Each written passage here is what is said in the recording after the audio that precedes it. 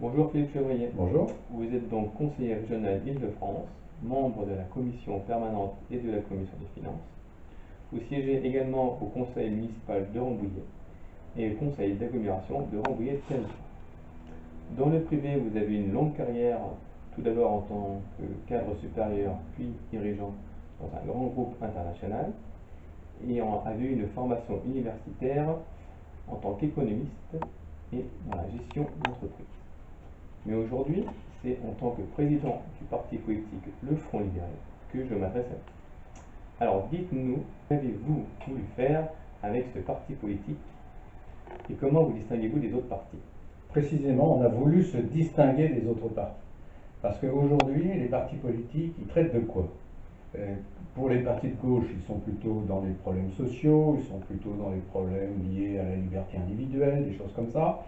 À droite, c'est plutôt les problèmes sociétaux qui les touchent beaucoup, mais à gauche aussi d'ailleurs, par opposition si vous voulez. Mais il y a aussi à droite la grandeur de la France, l'universalité de son message, bien entendu.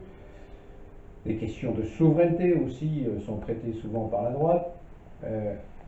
Mais il y a quelque chose qui manque, et nous, on est allé plus loin. Et on verra plus tard, je vous dirai plus tard comment. Avez-vous cherché inspiration chez quelqu'un ou avez-vous eu un modèle pour ce parti politique?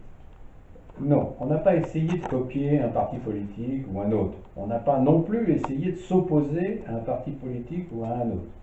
On a essayé de prendre tous les sujets et d'avoir une réflexion propre, originale. Par exemple, sur la Constitution, la manière dont sont organisées les différentes assemblées en France, voilà, on a réfléchi à ça.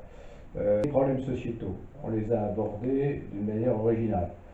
Par exemple, on a parlé du droit des enfants, beaucoup, le droit de l'enfant. Ça nous a inspiré.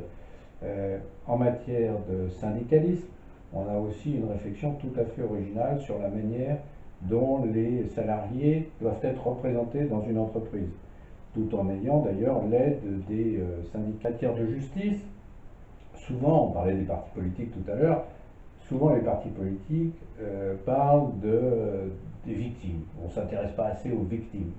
Ben oui, mais il n'y a rien dans la loi qui permet justement aux victimes de jouer un rôle. Nous avons réintroduit les victimes dans le fonctionnement même de la justice.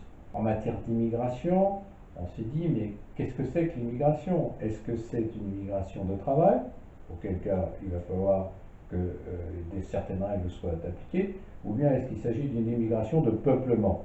Jusqu'à présent, on n'a pas trop entendu parler de ce terme.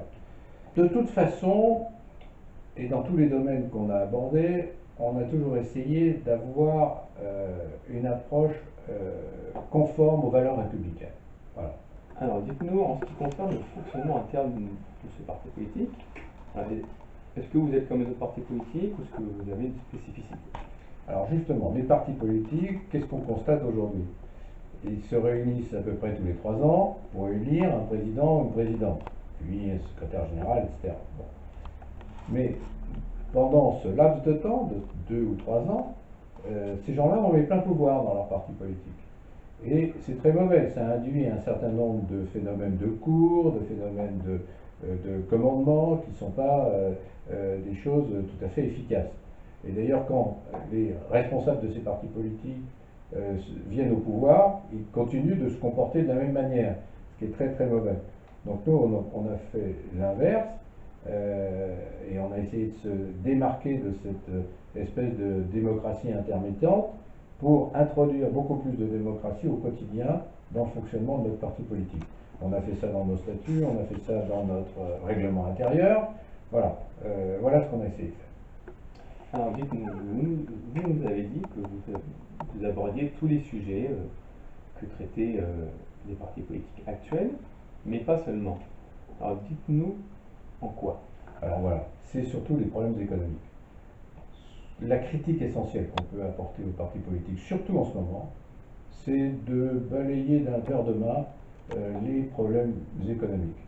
Ils proposent un certain nombre de choses, mais ils ne s'intéressent pas aux conclusions. Par exemple, à gauche, on voudrait augmenter le SMIC, par exemple. Mais On ne se rend pas compte des conséquences que ça pourrait avoir en termes d'équilibre de nos finances publiques, en termes de réaction d'ailleurs de l'Union européenne par rapport à ça.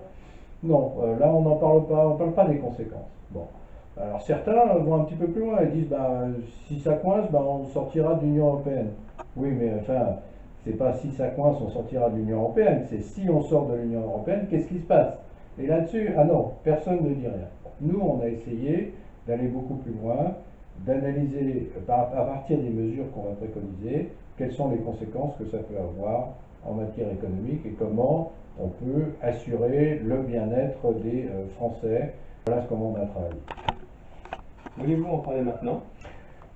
C'est un petit peu plus compliqué, on verra ça peut-être dans d'autres vidéos. Merci bien.